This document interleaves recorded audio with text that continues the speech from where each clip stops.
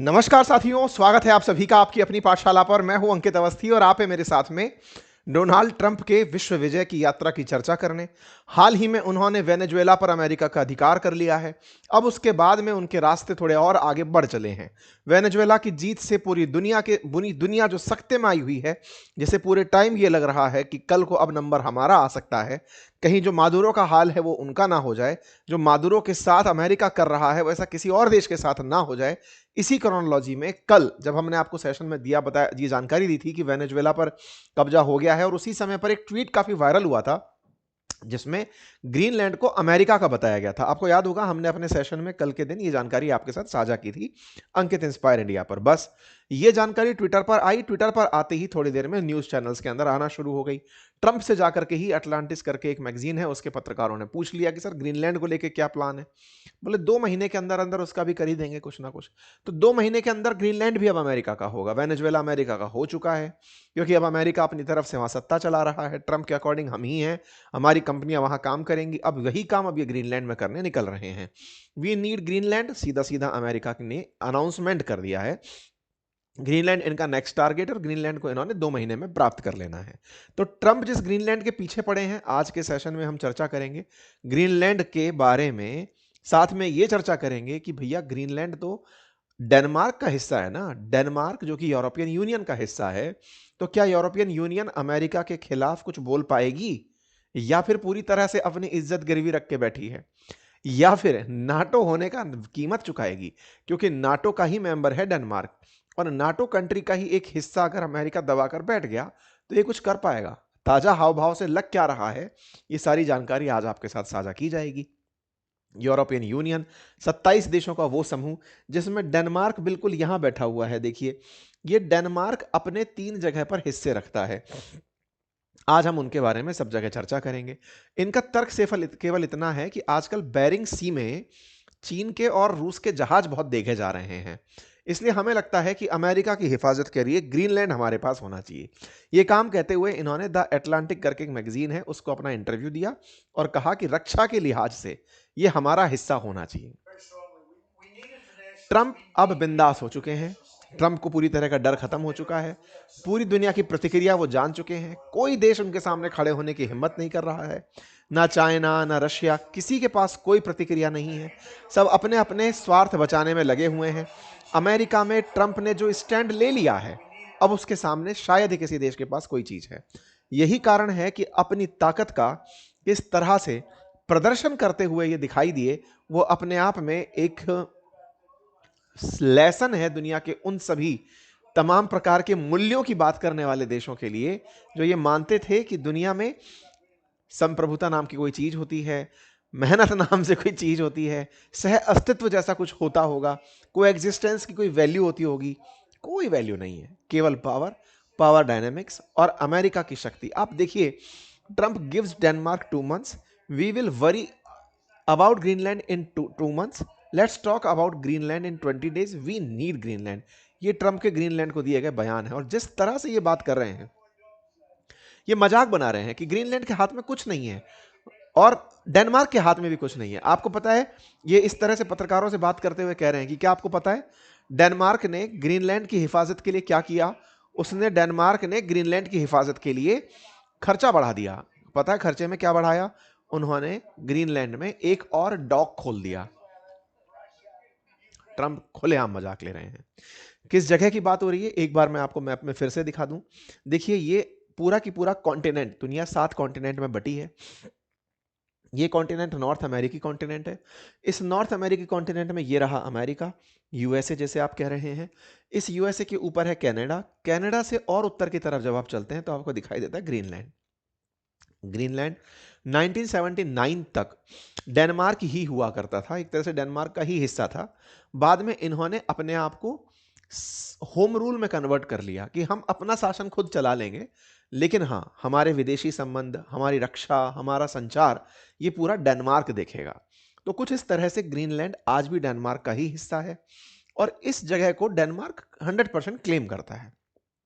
ऐसे में अमेरिका का कहना है कि ये जो ग्रीनलैंड है, आने वाले समय में ये चाइनीज और रशियंस पहुंच जाएंगे, इसलिए हमें यहां पर पहुंचना होगा, हमें इसे अपना बनाना होगा। अमेरिका की रक्षा के लिए यह जगह जरूरी है। ग्रीनलैंड के बारे में जो भी मार्केट में खबर है उसमें कहा जाता है कि यहां पर रेयर अर्थ मिनरल्स बहुत हैं। ट्रंप ने आज कहा कि हमारे पास रेयर अर्थ की कोई कमी नहीं है, हमारे पास भरपूर मात्रा में है सब कुछ, तेल बहुत है, रेयर अर्थ बहुत है, बस ग्रीनलैंड हमें अपनी सुरक्षा के हिसाब से चाहिए। अब ये क्या नया पागलपन है आया है उनके दिमाग में सुरक्षा को लेकर? पागलपन नहीं है, एक बहुत सोची समझी रणनीति है उनकी। क्या रणनीति है मैं आपको वो बताता हूं। असल में ग्रीनलैंड पूरी तरह बर्फ से ढका हुआ एक आइलैंड है, और ये जो बर्फ है ना, ये फ्रेश वाटर बर्फ है। फ्रेश वाटर बर्फ से मतलब ये पिघलेगी तो पीने योग्य पानी निकल कर आएगा। 2050 तक उम्मीद की जाती है कि ग्रीनलैंड के आसपास की थोड़ी बर्फ पिघलने लगेगी।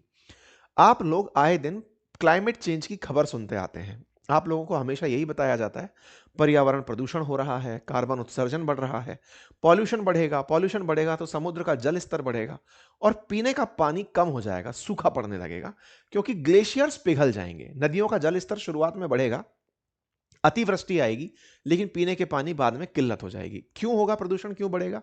क्योंकि कार्बन उत्सर्जन बहुत होगा। कार्बन उत्सर्जन बहुत क्यों होगा? क्योंकि ऑयल का यूज बहुत होगा। ऑयल का यूज कैसे होगा? अमेरिका ने जैसे वेनेजुएला पर कब्जा किया, वेनेजुएला का सारा तेल अब वो बाजार को बेचेगा और उस पैसे को कमाएगा।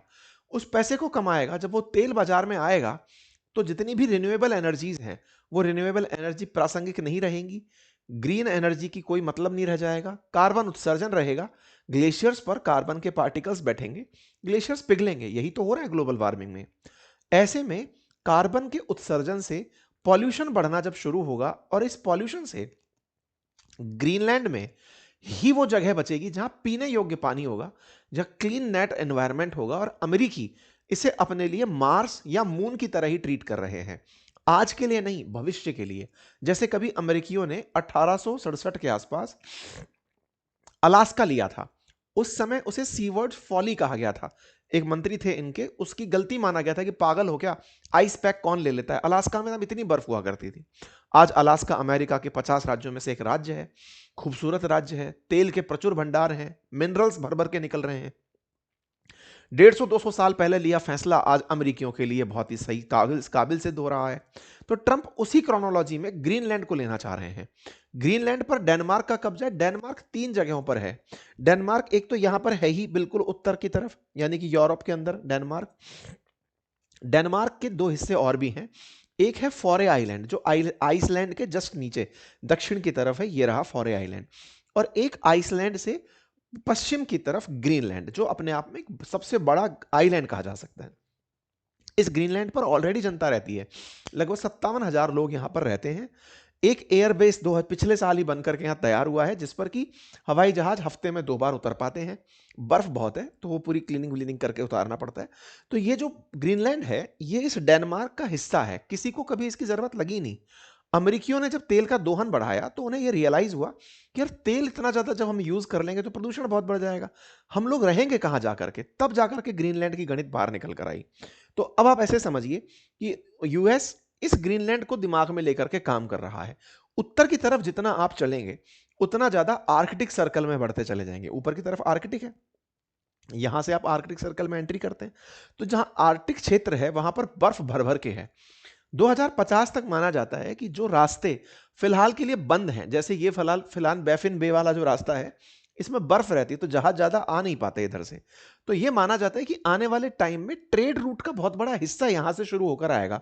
मतलब रशिया से होने वाला व्यापार सीधा यूं होकर के चलने लगेगा, लंबा बेरिंग स्ट्रेट घूम करके नहीं आना पड़ेगा जहाजों को, सीधा ग्रीनलैंड से होकर के आना पड़ेगा। बर्फ इतनी पिघल जाएगी। तो ये तो आगे तक की देखकर चल रहे हैं। देखिए अमेरिका इस समय तक चिंता में बिल्कुल नहीं है, मतलब उसके पास ऑलरेडी इतनी शक्ति है आज की डेट में कि पूरी दुनिया एक तरफ होकर के भी उससे नहीं लड़ पाएगी। लेकिन ये ऑलरेडी 200 साल आगे की प्लानिंग करके चल रहे हैं कि 100 साल बाद में क्या होगा, 200 साल बाद में क्या होगा। इसका नमूना मैंने कई बार आपको दिया भी है। मैंने आपको क्या बताया था, बांग्लादेश में जो भी हो रहा है वो अमेरिका की आज की चाहत नहीं है। उसे सेंट मार्टिन आइलैंड बांग्लादेश में आज के लिए नहीं चाहिए। एक दिन जब भारत भी मुंह दिखाएगा, भारत के साथ लड़ने के लिए कोई आइलैंड चाहिए होगा, तो उसका डेवलपमेंट आज से करो। तो इसके लिए सेंट मार्टिन आइलैंड उसको बांग्लादेश में चाहिए था। वो इस तरह से बहुत दूर का फ्यूचर देखकर, 100-150 साल बाद का फ्यूचर देख करके आज से निवेश करता हुआ चल रहा है, ठीक है। और उसकी प्लानिंग क्या है? उसकी प्लानिंग है कि अमेरिका अजय कब रहेगा। अमेरिका देखो, इधर की तरफ अलास्का दिखाई दे रहा है, इधर अमेरिका है ही, तो ये अलास्का तो इनका हो ही चुका। कनाडा को ये ऑफर कर चुके हैं कि सुनो हमारा 51वां राज्य बन जाओ। ऊपर की तरफ ग्रीनलैंड, तो ये पूरा अमेरिका की चाहत ये है कि यहां से लेकर यहां तक पूरा अमेरिका हो। ट्रंप ने मैक्सिको के साथ में एक लंबी ऊंचाई की दीवार खींच दी है। मैक्सिको का कोई अमेरिका के सामने अस्तित्व नहीं है, अगर जिद से भी साथ में आना पड़ा तो उसको साथ ले लेगा, लेकिन मैक्सिको ये सही मायने में खुद भी नहीं चाहता, क्योंकि इतनी बेरोजगारी, इतना कम जीवन स्तर, वो विकसित राष्ट्र नहीं है। तो अमेरिका वहां जाकर के अपने आप को नीचे नहीं गिराना चाहता, इसलिए फिलहाल के लिए ये यही रुक भी सकता है। लेकिन हाँ, ट्रेड रूट में ये पनामा को फोकस कर रहा है कि मैं यहां से पनामा कैनाल पकड़ लूंगा, एक तरीके से कंप्लीट आइसोलेट। आपको थोड़ा इतिहास में अगर मैं रेफरेंस दूं, तो कहा जाता है कि यूनाइटेड किंगडम पूरी दुनिया पर राज क्यों कर पाया था, तो आंसर था कि वो खुद किसी के साथ बॉर्डर शेयर नहीं करता था। ब्रिटेन जो था वो खुद पानी में डला हुआ था, तो उसका खुद से कोई कलेश था ही नहीं, पड़ोसियों से कोई झगड़ा था ही नहीं। आज भारत जैसे देश जिसको हर पड़ोसी के साथ झगड़ना है, ब्रिटेन को खुद से इतना एडवांटेज था कि किसी से नहीं झगड़ना था। अमेरिका वो एडवांटेज अब खुद के लिए लेके आना चाहता है कि मैं अपने आप में पूरा कॉन्टिनेंट रहूं, पूरी दुनिया के बीच, समुद्रों के बीच में मैं पाया जाऊं, मैं यहां से पूरी दुनिया पर राज करूं, लेकिन किसी के लिए भी मैं रीचेबल ना रहूं। ये अमेरिका का वर्तमान विजन है, जिसको लेकर वो कनाडा को ऑफर मार चुका है और खुद इस तरह से आगे बढ़ने का प्रयास कर रहा है, ठीक है। तो यूएस ग्रीनलैंड से लेकर के पनामा तक पूरे रास्ते को अपना करना चाहता है। यही कारण है कि वो पनामा तक को टारगेट करके आगे बढ़ रहा है, ठीक है साहब। अब हम थोड़ा ग्रीनलैंड के बारे में जान लें। ये न्यू कैपिटल रखता है, 56,836 यानी 57,000 की यहाँ पे पॉपुलेशन है। डेनमार्क के फिलहाल अधीन है और यहाँ पर 80% हिस्सा बर्फ से ढका हुआ है। टूरिज्म के लिए लोग यहाँ पर आज भी जाते हैं, नदर्न लाइट्स को देखने के लिए, अरोराज को देखने के लिए यहाँ जाते हैं। मछली पकड़ना, टूरिज्म, माइनिंग करना, ये लोगों के यहाँ पे प्रमुख कामों में से कुछ काम है, ठीक है। 18th सेंचुरी में 1979 तक जब यहाँ पर होम रूल नहीं हुआ था, तब तक ये पूरी तरह डेनमार्क के अधीन था। 2009 से यहाँ पर सेल्फ गवर्नमेंट चलती है। डेनमार्क के अंडर ही इन्होंने अपनी सुरक्षा, संचार, विदेशी संबंध, ये डेनमार्क को देकर के अपना काम चला रखा है। मैंने स्ट्रेटेजिक पोजीशन और आपको यहाँ की सारी जानकारी दे दी। माना जाता है कि ग्रीनलैंड के अंदर 5 ट्रिलियन से ज्यादा के भंडार हैं, 5 ट्रिलियन से ज्यादा के हिडन भंडार है, हिडन वेल्थ में रेयर अर्थ मिनरल्स। और आने वाले समय में पानी इटसेल्फ, जैसे आज आप तेल के लिए लड़ाई देख रहे हैं, ऐसे साफ पानी के लिए लड़ाइयां होंगी। तो पानी इटसेल्फ ग्रीनलैंड के अंदर एक बहुत बड़ी एसेट बनकर के प्रतीत होता है, ठीक है। ट्रंप इसी कारण से ग्रीनलैंड को अपने दिमाग में लेकर चल रहे हैं फिलहाल, लेकिन उन्होंने रशिया और चाइना का नाम लगा रखा है कि आजकल वो बेरिंग सी में दिखाई देते हैं। बेरिंग सी बोले तो ये यहाँ पे अपने अमेरिका से और रशिया के बीच में जो स्ट्रेट है ना, वहां से, तो वहां पर बोले ये आजकल दिखाई पड़ रहे हैं। इसीलिए मैं चाहता हूं कि ग्रीनलैंड को सेफ कर लूं, क्योंकि ये कभी भी दिखाई दे जाते हैं। क्या ये पहली बार है? नहीं। ट्रंप अपने विजन को लेकर के बिल्कुल क्लियर चल रहे हैं। चुनाव के दौरान भी इन्होंने कहा था, चुनाव के जीतते ही इन्होंने कहा था कि हम ग्रीनलैंड को लेंगे। चुनाव के जीतने के बाद अगर आप डेट टू डेट देखते चले जाएं कि हमको ग्रीनलैंड चाहिए, दिसंबर 23 को इन्होंने कहा, दिसंबर 23 2024 को इन्होंने कहा ग्रीनलैंड को पूरी तरह से अपने लिए क्यों जरूरी है ये बताया। 24 दिसंबर को इन्होंने कहा हमें ग्रीनलैंड क्यों चाहिए। इस बात को लेकर इन्होंने डेनमार्क तक को यह कहते हुए धमका दिया कि तुम्हें पूरी तरह से टैरिफ झेलने पड़ सकते हैं। फिर रशिया से पूछा गया कि आप कुछ कहेंगे सर, तो रशिया बोलता है हम इस पर क्लोज मॉनिटर कर रहे हैं। देखिए सबसे बड़ी दिक्कत क्या हुई ना, अमेरिका शक्तिशाली हुआ सो हुआ, लेकिन मुसीबत यह हुई कि यूएसएसआर का पहले पतन होना और रशिया का खुद का यूक्रेन के साथ युद्ध में उलझे रहना।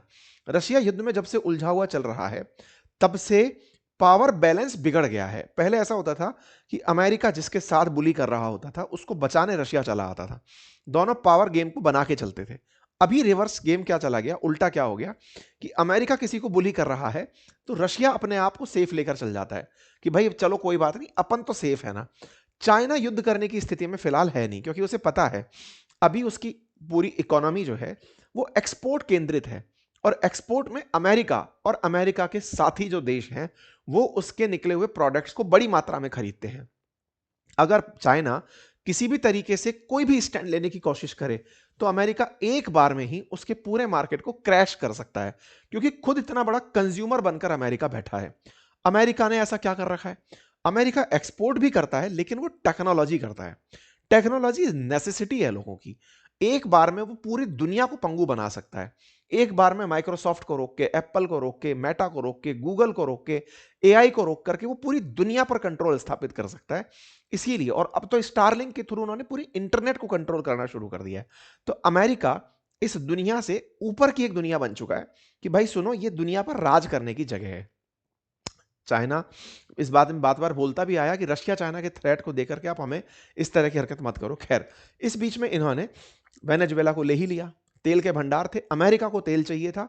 उनको साफ पता था कि रशिया हमारे सामने टिक ही इतने दिन तक इसलिए पाया क्योंकि उसके पास तेल है। तो उसके पास तेल है तो हमारे पास भी दुनिया का सबसे ज्यादा तेल होना चाहिए। तो वेनेजुएला को उठाया, मादुरो को उठाया और लेकर के चले गए। ये खबर आप लोगों ने पिछले 2-3 दिन में काफी बार सुन ली है। मादुरो से निकलकर आए ही हैं। इतने में पत्रकार ग्रीनलैंड पर पूछ ले तो कहा हाँ, हमें ग्रीनलैंड चाहिए और हमें चाहिए तो चाहिए। इस बात पर क्या ग्रीनलैंड की कोई प्रतिक्रिया आई ना? ग्रीनलैंड के जो पीएम है वो बोलते हैं कि साहब हम चाहते हैं कि with respect of international laws बातचीत की जाए, बातचीत के रास्ते खुले हैं, लेकिन इनफ इज इनफ। कोई हमारे साथ ऐसे थोड़ी कर सकता है।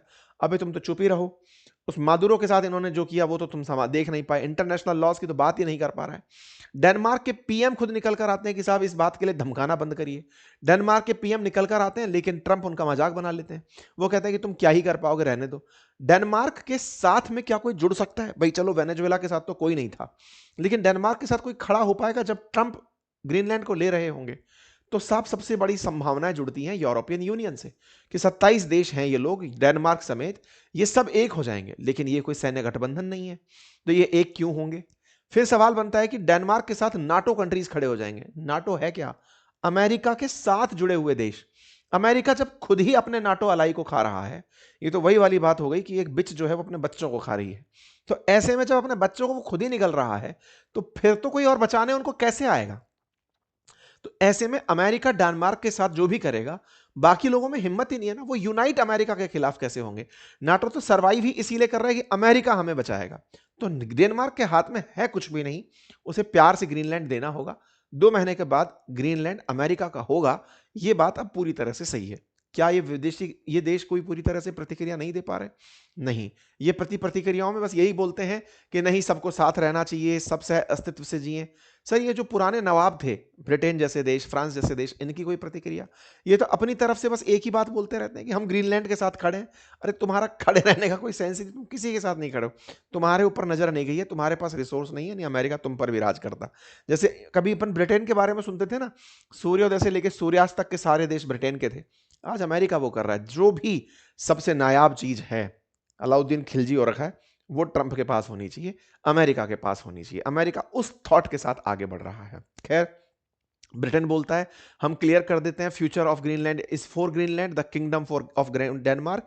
ये अपनी तरफ से ये बात बोलते हुए दिखाई देते हैं ताकि ग्रीनलैंड को लगे, डेनमार्क को लगे कि यूके हमारे साथ खड़ा है, यूके का खुद का कोई अस्तित्व नहीं है। चाइना वाले क्या बोले? ये अपनी बचा के उड़ रहे हैं, हमारा नाम लेकर ऐसा मत करिए ना, ये वो वाली बात बोले। रशिया का कोई प्रतिक्रिया? कोई प्रतिक्रिया नहीं। हम सिंसियरली देख रहे हैं। तो कुल मिलाकर के आने वाले समय में यूएस के पास डेनमार्क होगा, ये 100 की सीधी बात है। और ये बिल्कुल वैसे ही जैसे अलास्का का भी लिया था इन लोगों ने, ऐसे ही अब ये डेनमार्क को लेते हुए निकलेंगे और खूबसूरत सा देश बनाएंगे, मतलब ग्रीनलैंड को लेंगे। ठीक है साहब। ग्रीनलैंड का कुल जो मतलब है वो फ्रेश वाटर से है, रेयर अर्थ तो केवल एक बहाना है। और अमेरिका अपने आप को भविष्य में ग्रीनलैंड से लेकर पनामा तक देखना चाहता है। यूरोपियन यूनियन और नाटो सदस्य कुछ भी नहीं प्रतिक्रिया दे पाएंगे, ये सब बातचीत में रह जाएंगी।